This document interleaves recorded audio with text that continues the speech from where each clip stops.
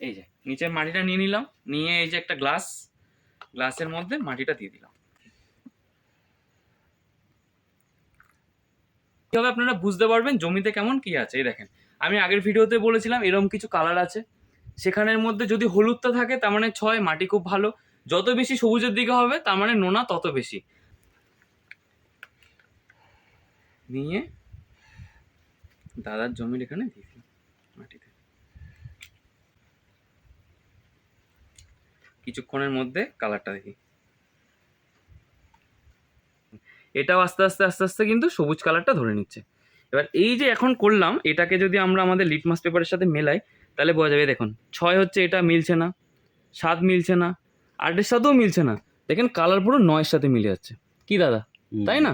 তার মানে একটা জিনিস বুঝতে পারছি, জমিতে নোনা কিন্তু প্রচুর পরিমাণে আছে।